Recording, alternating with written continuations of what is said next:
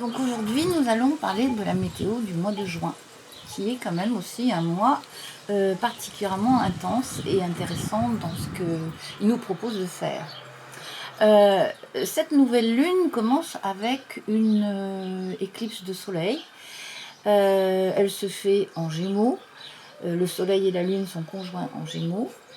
Et ils sont conjoints à ce qu'on appelle le nœud nord, c'est-à-dire avec ce qui est proposé à l'humanité comme étant le sujet sur lequel il est intéressant et important de réfléchir. Le Gémeaux, c'est un signe de communication, mais c'est aussi un signe de dualité. C'est-à-dire que le Gémeaux, il nous propose de nous intéresser au monde dans tout ce qui intéresse notre mental, tout ce qui stimule notre mental, tout ce qui va lui provoquer des chemins de réflexion. Mais en même temps, il y a les pièges de l'éparpillement chez le Gémeaux. Et je pense qu'aujourd'hui, on est vraiment fortement en train de travailler sur trouver ce qui est essentiel, réfléchir sur ce qui est essentiel, et ne pas s'éparpiller dans la vastitude, dans les innombrables stimuli dans lesquels nous trempons. Alors c'est vrai qu'aujourd'hui nous sommes dans une période un peu de relâchement puisque voilà le déconfinement se fait et du coup tout le monde se remet à sortir et tout le monde est avide en fait justement de stimuli, de relations, d'échanges, de partage.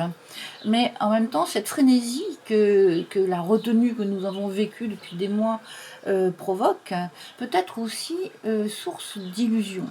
Alors je vais vous parler de ça parce que dans la nouvelle lune justement le soleil et la lune sont là en Gémeaux, je vous le montre, soleil conjoint lune en Gémeaux, et ça se fait au carré de Neptune en Poisson. Alors ça c'est déjà intéressant à analyser puisque le carré avec Neptune, Neptune est une planète qui tend à fondre, à confondre, à créer des halos d'illusions autour des événements, qui fait que ce qui est difficile, c'est de discerner. Discerner ce qui est le vrai de ce qui est du faux. Et je dirais en même temps et en parallèle dans ce thème, nous avons aussi Jupiter qui fait un carré avec l'axe des nœuds, un carré aussi il est en Poisson, hein. Et Jupiter c'est le maître du nœud sud en Sagittaire, et le nœud sud c'est l'endroit sur lequel nous sommes en train de faire du nettoyage karmique au niveau collectif. Le nœud sud en Sagittaire dit que les êtres sont invités à réfléchir sur leurs croyances habituelles, sur les croyances sur lesquelles la civilisation s'appuie. Or, nous sommes dans un carrefour de civilisation, c'est-à-dire qu'on est en train de quitter une civilisation, on est en train de mettre en germe une nouvelle civilisation, tout ça se mélange. Et bien sûr, le nœud sud nous propose de faire du ménage dans les croyances sur lesquelles nous avons appuyé les fondements de la civilisation que nous sommes en train de quitter. Jupiter en Poisson dit faire le point entre ce qui est théâtralisé, c'est-à-dire ce qui est mis en scène pour favoriser la rassurance des populations, mais qu'est-ce qu'il en est de la vérité? Et je pense que cette lunaison, elle nous pose la question de réfléchir là-dessus et je dirais, de hiérarchiser au niveau du mental qu'est-ce qui est vraiment profondément important de regarder et qu'est-ce qui l'est moins. Parce que des stimuli superficiels pourraient détourner facilement l'attention comme un illusionniste le fait habilement. Voilà. Donc je voudrais parler maintenant de la pleine lune, puisque ça donne le ton du sujet sur lequel nous travaillons ce mois-ci. Pleine lune. La pleine lune se fait, alors je ne vous ai pas donné les dates, excusez-moi, la nouvelle lune de juin se fait le jeudi 10 juin à 12h54 heure de Paris, et la pleine lune de juin se fait le jeudi 24 juin à 20h41 heure de Paris. Cette pleine lune de juin se fait dans l'axe Cancer Capricorne, le soleil est en Cancer, la lune est en Capricorne, et cet axe pose la question de notre véritable nature, de notre capacité à revenir à l'intérieur de nous, justement, après cette espèce de vertige, de la griserie, de stimuli, dans lequel la plupart des gens se précipitent parce qu'on a été profondément en manque de mouvement, de stimuli, d'échanges, de partage. Et en fait, cette pleine lune, elle nous dit, d'accord, il y a une grande faim de stimuli, mais ne nous perdons pas dans cet océan de stimuli. Revenons à qui nous sommes et remettons les choses en perspective. Qui sommes-nous en vérité ? Et l'axe Cancer-Capricorne est un axe qui pose cette question. Revenons à qui nous sommes, revenons à qui nous sommes en tant qu'être individuel, unique, et revenons à qui nous sommes, nous ensemble, collectifs, dans notre propre histoire, tous ensemble. Voilà ce qui est proposé par cette pleine lune. Alors, au niveau des aspects, cette pleine lune se fait en aspect dissonant avec Jupiter, c'est-à-dire que, voilà, on se questionne sur... non, c'est pas un aspect dissonant, je suis désolée. C'est un aspect justement où on se questionne sur le paraître et à quel rôle nous jouons dans cette histoire collective de transformation que nous traversons.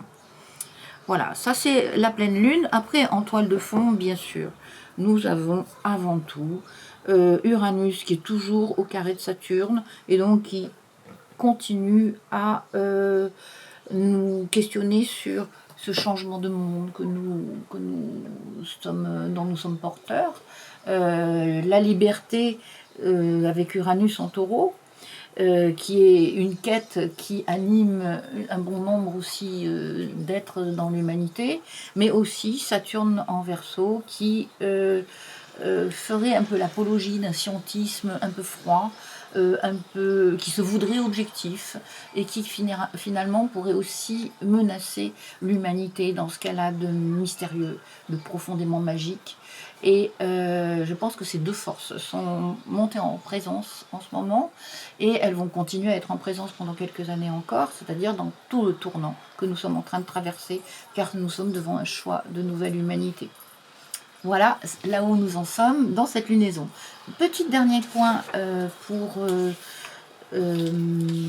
pour rajouter, le solstice d'été se passera le 21 juin. On sait qu'au solstice d'été, nous arrivons au moment où le jour est le plus long et la nuit la plus courte, c'est-à-dire où il y a énormément de choses à voir. Ce qui est nommé comme mettant à jour, c'est tout ce qui est donné à voir, mais je dirais, tout est sous notre nez, mais c'est quand même notre conscience qui va voir ou pas, c'est-à-dire qui va discerner ou pas ce qui est sous notre nez. On peut avoir énormément de choses sous notre nez sans prendre conscience de ce qu'elle veut dire, ces choses-là. Donc ce solstice d'été se passe le 21 juin. Au niveau des horaires, ça se passera à 4h33 du matin, c'est-à-dire finalement dans la nuit du dimanche au lundi.